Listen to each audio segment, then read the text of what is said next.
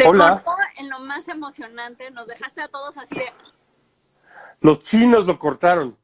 Sí, yo sé que fue a propósito. Ya no me acuerdo en qué nos quedamos. Se estaba contando Estabas... que para entrar, Agamben tiene toda la razón. O sea, hay una situación donde la vieja pregunta hegeliana, por decirlo de alguna manera, ¿cuál es la relación entre esclavitud y vida? Así quiero traducir lo que él estaba planteando. O sea, su angustia y la resignación de los italianos a aceptar la vida nuda como el único valor es una pregunta legítima. Por otro lado, yo soy un cobarde. Yo sí hubiera dicho esclavízame en la dialéctica del amo y esclavo, pero lo que en cierta manera entiendo y no me resulta cómodo.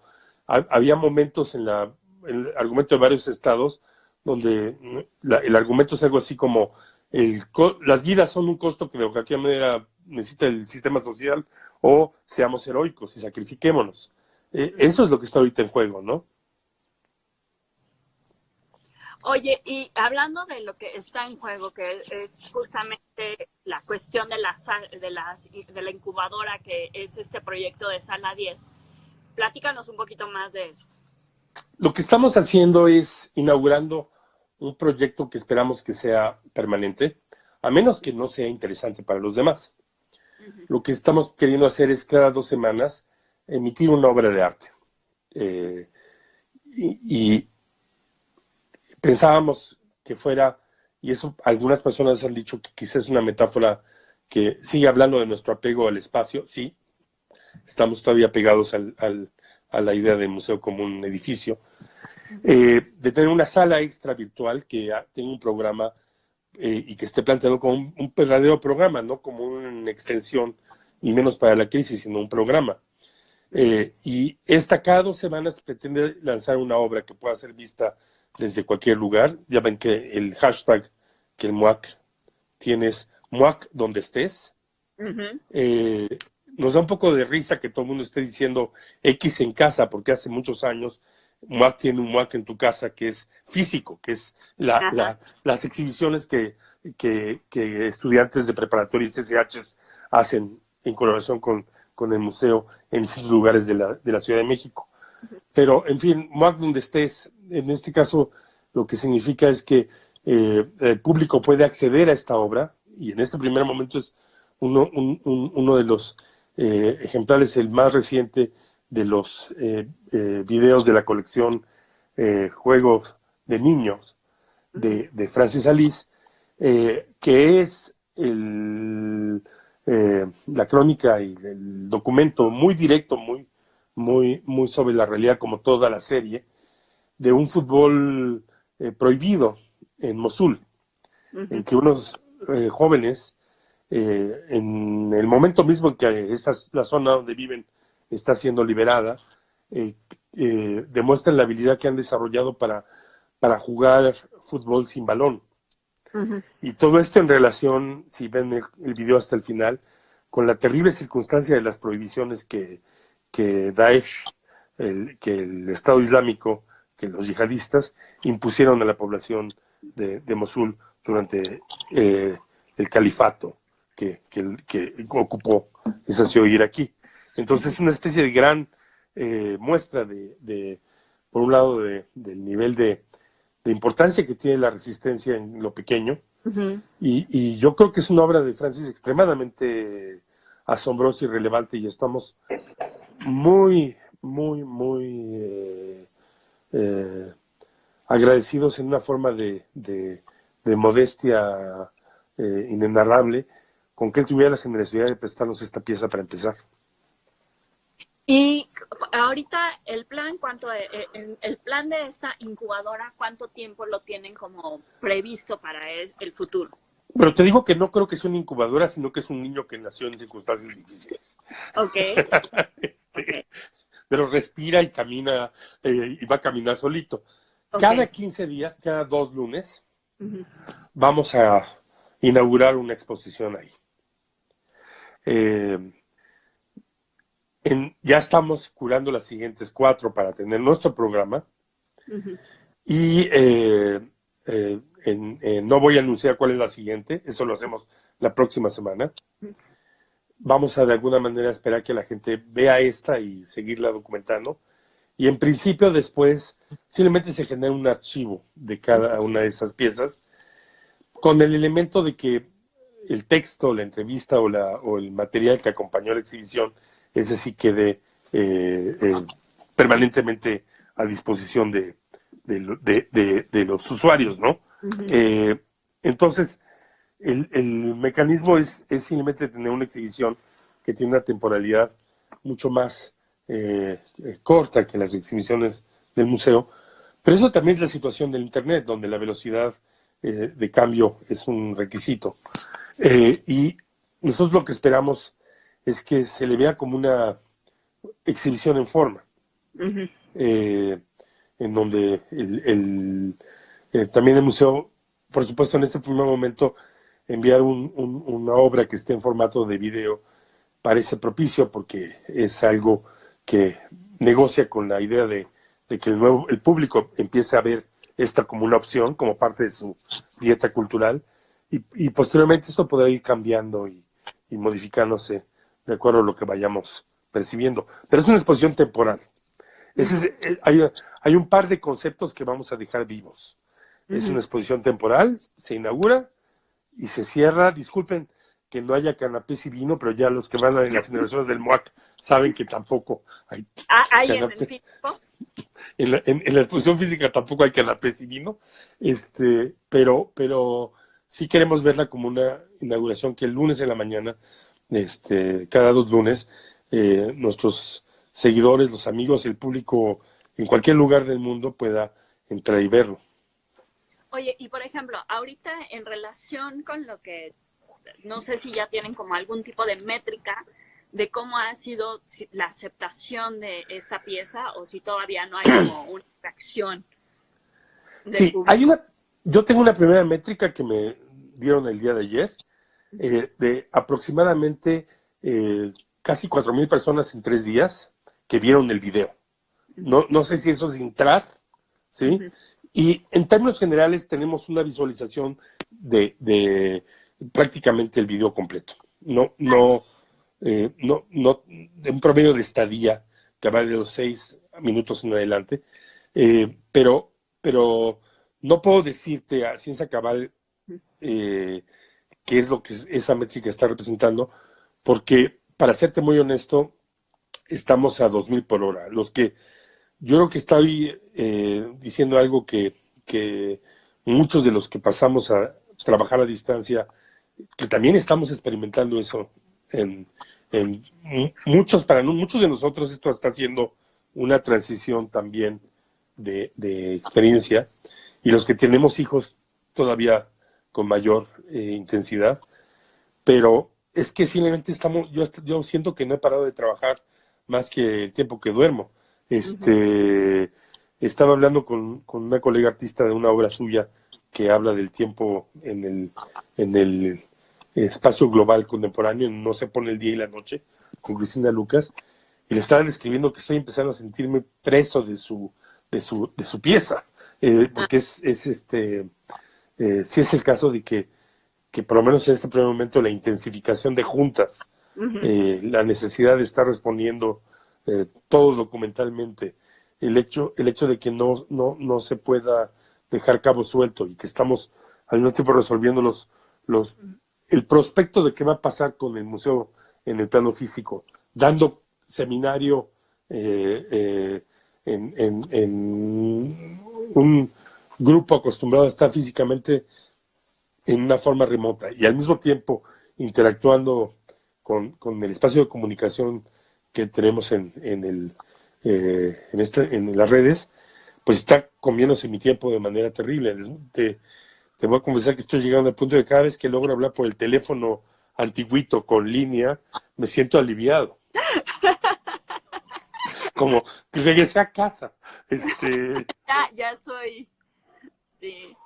Oye, Valeria Caballero manda esta pregunta, dice, ¿nos podrías comentar sobre las personas que colaboran en actividades dentro de la programación que no forman parte del personal fijo del museo? Supongo que son los voluntarios, los custodios? ¿Cómo están lidiando con todas las personas de servicio social? Ya te entendí. Bueno, primero debo decirles que debido a que el museo es un museo de la UNAM, en sentido estricto y técnico, no tenemos voluntarios. Ah, ok. En el sentido de personas que llegan y trabajan gratis, fuera de un esquema legal. Es un hecho muy sencillo, que tampoco tenemos gentes que están contratadas de una manera temporal, hasta donde yo tengo entendido.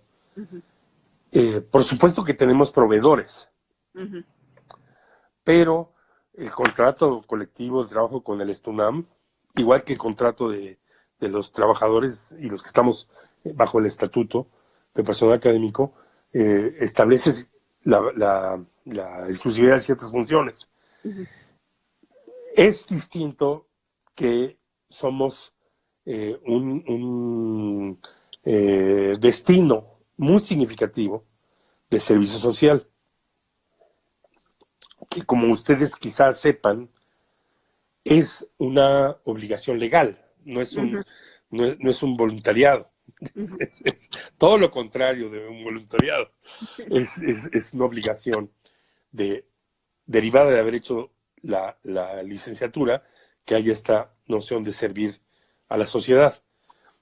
Por motivos que son muy importantes para nosotros, la mediación del museo con los públicos está hecha con los colegas que son los enlaces que provienen del programa de servicio social de la UNAM. Nos parece que es algo importante porque además nos permite hacer de esos colegas el foco de un proceso educativo que también implica que ellos, en cierta manera, es una manera de reclutarlos como públicos más en profundo. No voy a negar que haya ese elemento de estrategia, pero lo primero que pasó, esto antes de que nosotros empezáramos a irnos a casa, fue el día que la UNAM dijo que las clases se iban a suspender físicamente y que cada unidad debía ir estableciendo la salida. En ese momento, MUAC suspendió los cursos y también la Coordinación de Difusión Cultural estableció claramente que los servicios sociales debían regresar a su casa. No, si la pregunta es, ¿hemos despedido a alguien? No. Pero en parte porque tampoco podemos hacerlo. O sea, no somos una institución que pueda siquiera plantearse esa idea. Porque lo que estaba planteando Valeria también tiene que ver con la cuestión de la precariedad que estamos viviendo actualmente en las instituciones en las instituciones culturales en general, y no es una cuestión de que sea aquí en México, sino parece ser mundial. Aquí hay sí diferencias que yo debo plantear muy claramente en el piso. Claro. O sea, claramente el problema de la precariedad del campo cultural y artístico es un problema estructural, en donde, al contrario, la crítica a la precariedad que está generando el capitalismo contemporáneo incluye el explicar que el campo artístico y cultural era un campo donde aún en la época del capitalismo del pleno empleo y de welfare state, este era un campo precario. Sin embargo, la terciarización de las instituciones culturales que hizo visible esta muy desafortunada situación de la Secretaría de Cultura en México es efectivamente un añadido a una situación que ya de por sí era mala. La situación era muy mala en el sentido de que la lógica histórica, estructural e inclasificable que el Estado mexicano ha tenido para el campo cultural ha sido contratar gente muy joven, frecuentemente pasantes de licenciatura, pagarles muy mal, extraer de ellos creatividad y energía que tiene la gente que tiene 20 años, y más cuando ha desplazado la idea de tener hijos al futuro, como sucede en este momento histórico de manera bastante generalizada, y pagarles tan poquito y tener una situación tan precaria que estas personas usualmente migran al poco tiempo. Entonces, históricamente, además modelado sobre una lógica de trabajo femenino, de no considerar que es un trabajo serio, ha sido un área muy mal pagada. Yo debo decir que en relación a cómo era en los 80, los trabajos fijos, sin llegar a ser suficientes, sí mejoraron. El problema es que eso se contrarrestó con una pandemia de trabajos precarios. Y hoy por hoy efectivamente hay un problema muy serio. Pero yo siento que ese campo en la Universidad Nacional está un poco menos escandaloso en relación del MUAC. No sé cómo esté la situación en el resto de difusión cultural, aunque yo siento que debe haber estructuras similares. O sea, no voy a poner la mano al fuego ahorita. Simplemente quiero decir que el hecho de que en la universidad haya una estructura sindical también hace que ciertas condiciones no puedan ser tan fáciles de replicar. Pero no puedo asegurar que en un mediano plazo una crisis de presupuesto significativa no pueda llevar a situaciones muy, muy grandes. Esto tiene otro en vez, que es un desafío para toda organización cultural, que es la pregunta de por un lado la productividad y por otro lado el estar al día. Sí. Hay una preocupación en muchas organizaciones culturales de si los colegas sindicalizados, y yo creo que en la UNAM es menos, pero en la estructura cultural en México, si ellos hacen el trabajo que necesitaría hacerse. Sí. Una justificación para el trabajo precario es la idea de que necesitamos gente contratada joven que pueda tener la capacidad de interactuar con la cultura del momento, lo cual es hablar de un carácter desechable, ¿no? Todo esto es de una enorme complejidad, ¿no? Bueno, y ya para cerrar, una de las últimas actividades que realizó la UNAM fue la presentación en el FICUNAM del documental que realizó Ai Weiwei en las islas. Y sé que fuiste y quisiera preguntarte, ¿qué te pareció? Yo había visto el documental de Ai Weiwei previamente. Desde el momento, y lo vi antes de que fuera estrenado. Por supuesto, ese fue el resultado de la relación entre ese trabajo y lo que estábamos haciendo nosotros. En cierta manera nos usaron como un grupo de crítica final. Yo creo que es un trabajo admirable. Y en este punto yo sí me entregaría a plantear que cualquiera que critique el trabajo de Ai Weiwei tendría que ver ese documental para ver lo que puede llegar a involucrar. Por supuesto, es un trabajo encargado a un equipo que colaboró con Ai Weiwei y una condición de una práctica como la que él lleva a cabo es que las cosas pueden variar dependiendo del equipo. Y este equipo, que por ejemplo, la investigación incluía a John Gilbert, era un equipo de la más alta calidad. Entonces, él sí logró un proyecto realmente muy notable. Y el hecho de que también estuviera la colaboración directa con el Centro Pro de Derechos Humanos y por tanto la colaboración muy activa de los padres de los 43 hace que este sea un documento que yo creo que va a tener una vigencia muy larga. Primero, hace una pregunta que ya estaba en la exhibición, pero que en el documental es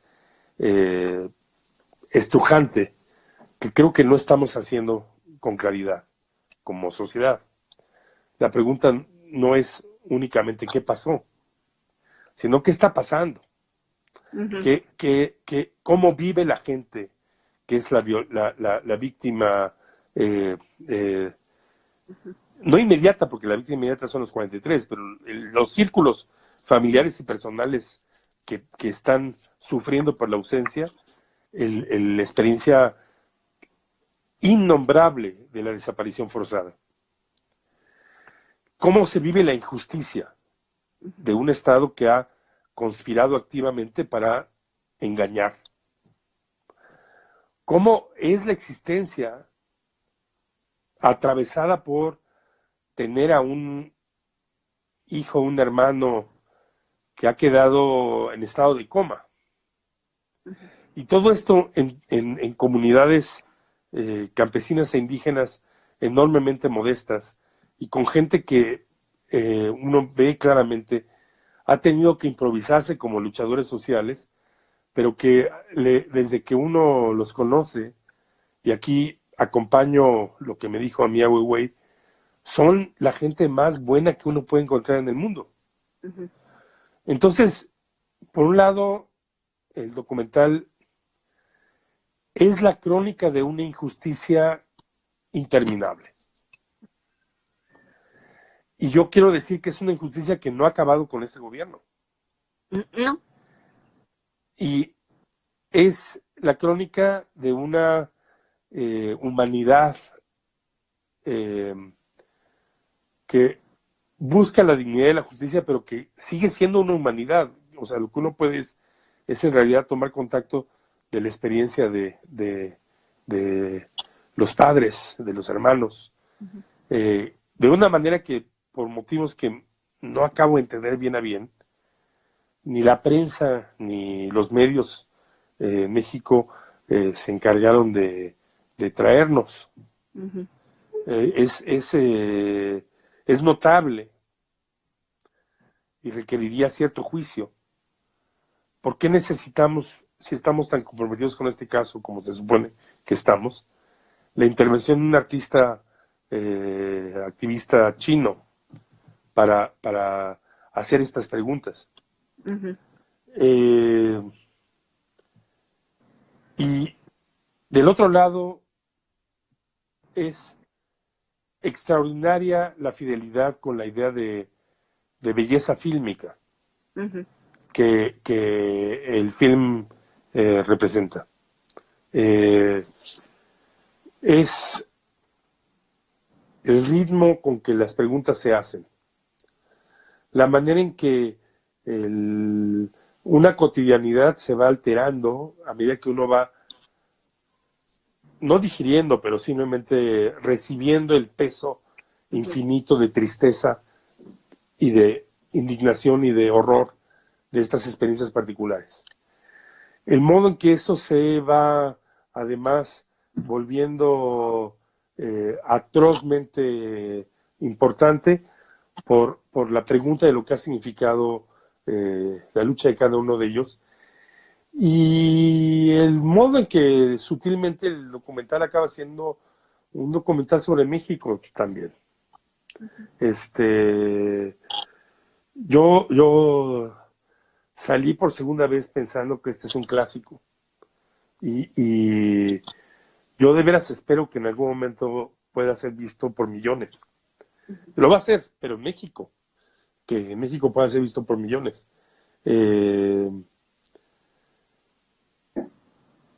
Yo lamento infinitamente que la cultura de este país esté construida a partir de obras maestras hechas a partir de nuestra injusticia, y ese es el caso. Pero al mismo tiempo, yo creo que todos los que estuvieron involucrados en ese proyecto, incluyendo a Weiwei, debían estar extremadamente asombrados de lo que hicieron juntos. Oye, ¿y existe la posibilidad de que este proyecto ustedes como el MAC lo puedan como eventualmente mostrar? El cine tiene una economía muy distinta que el campo artístico. Para empezar, el lanzamiento por festivales es un ritual lleno de exclusividades. Uh-huh. Por supuesto, en algún momento, esa es la pregunta que hay que plantearle a Weiwei. Ya es un gran mérito de FICUNAM, así lo voy a decir con mucho agradecimiento, que el equipo de Abril Azag y de Miquel lo hayan puesto en el programa. Y fue un gran acierto ponerlo a que lo vieran cientos de estudiantes en un lugar significativo como es las Islas de Ciudad Universitaria. Entonces, desgraciadamente o afortunadamente, esto tiene que correr el espacio de la pantalla grande. Ujú.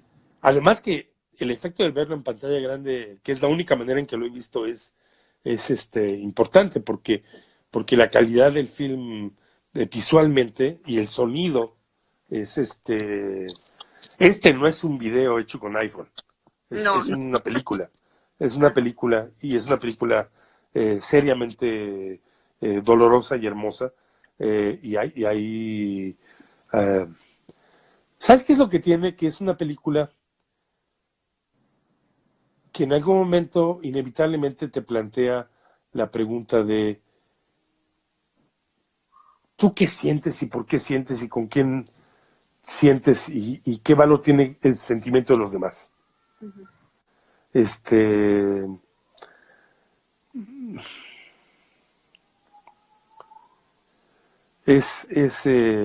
hay 2 o 3 momentos en que a mí me cuesta trabajo ver la película, no porque hay una escena grotesca, sino porque escuchar el testimonio de una madre hablándole a su hija de un estudiante de Altamirano, de estudiante muerto, y ver a la familia de un estudiante que está en coma, construyendo un cuarto para traerlo al pueblo, en esperanza de que despierte, y escuchar de la ausencia y de un padre que no tiene ganas ya de ir al campo a trabajar porque cada vez que va piensa en su hijo que iba a trabajar con él.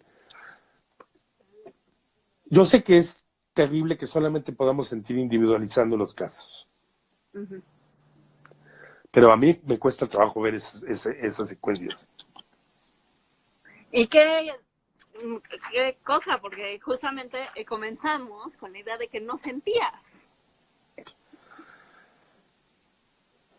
No dije eso exactamente, pero Para la creación de lo de que, la es decir, serie. lo que quiero decir es que ese no es como curador, esa no es tu función realmente. Pero al final de cuentas sí estás creando un sentimiento cuando estás creando una curaduría. Pero no es Ah, importante, pero ahí es un problema que tiene una cierta hondura, y perdón que me ponga serio en eso. Sobre todo porque me atacaste. Eh, Milán Kundera en algún momento definió Kitsch brillantemente y memorablemente como la diferencia entre decir, cosa que es ya bárbara, esto debería ser motivo de regocijo o sentimiento universal, ajá. a mírenme sintiendo como esto que es algo que debía ser motivo de regocijo universal es sentido por mí y por tanto debían sentirlo ustedes. Es algo más o menos así, ¿sí? Esa, Pero, esa, pero lo eso, curioso es que eso eso, es inaceptable. O sea, sí, ese es pero el borde.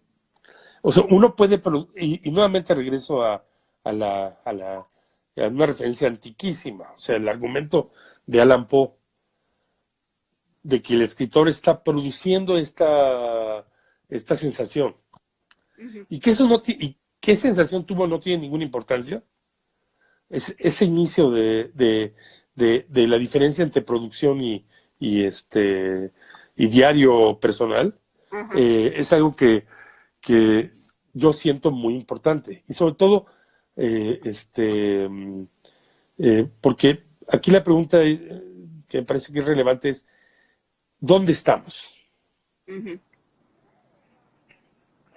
No Pero, dónde está una persona. pero creo que lo que estamos también como teniendo una especie de discusión contemporánea es que, y que es lo que han estado como amplificando en las redes sociales, no es la pregunta de dónde estamos, sino dónde está la persona. Y dónde está la persona alrededor de qué sentimiento te estás involucrando con ese estar. Veo que hay una persona diciendo, no alcanzo a ver el nombre por motivos técnicos que desconozco, pero si trabajamos la dimensión afectiva, yo debo reconocer, Valeria, voy a reconocer públicamente que, o sea, yo he leído Spinoza, leí el texto de Deleuze sobre Spinoza, y me siento muy incómodo con ese argot, porque me estorba el que siento que la confusión entre el afecto spinociano y el sentimiento está de alguna manera atravesando esto. Y de modo que, respetando a la gente que está trabajando dentro de ese campo, el hecho de que lo encuentre confuso me hace muy difícil responder esa pregunta. O sea, por supuesto, la noción espinosista de que en lugar de sujeto hay estos afectos me resulta muy difícil de pensar, pero muy interesante. La dimensión de que hay una importancia enorme de cómo la estructura social construye y producción a partir de sensaciones y de la administración de el placer y el dolor y de la relación personal, me parece enormemente importante. La idea claramente feminista de que el campo de los afectos personales tiene que ser sometido a alguna crítica, me parece enormemente necesario.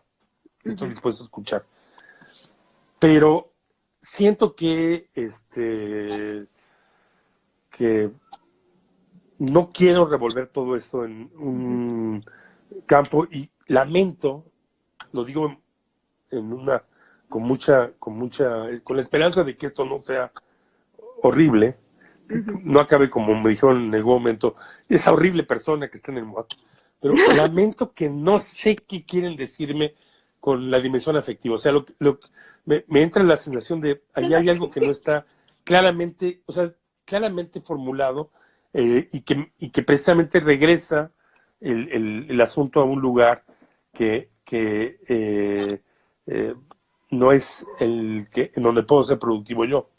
Pero la cosa es que sí has logrado ese campo afectivo y justamente regreso al ejemplo de Ai Weiwei y la idea de solemnidad y de espacio de luto que generó la exposición. Yo, por supuesto, entiendo que las obras artísticas producen un campo emocional, absolutamente. Ahora, yo asumo que el lugar del autor es ese. Yo asumo un poco a la antigüita que el lugar de la institución y del curador es contribuir a que esa agencia autoral encuentre cauce. Y eso requiere un momento interpretativo que se vuelve activo y práctico de tratar de colaborar con ese artista en encontrar cómo, ¿sí? Entendiendo que ese contenido, si quieres llamarlo así, está en la obra. Y lo que yo creo es que hay un nivel en donde nosotros, curador e institución, no somos el objeto a ser recibido, o sea que una de nuestras funciones, precisamente porque estamos conscientes de que el marco ¿Pesa? Es imprescindible a la obra y pesa, una de nuestras funciones es hacer posible al menos la inclusión de la transparencia del marco. Eso está muy bonito, pensar que pudiera ser transparente el museo. No estorbar. Está muy bonito. Voy a quedar con ahí. Voy a cerrar porque me gusta la idea de pensar que el museo no debe de estorbar a la obra artística y al final de cuentas todos estamos aquí en la obra artística. Y pues bueno, muchísimas gracias por platicar conmigo, Cuauhtémoc.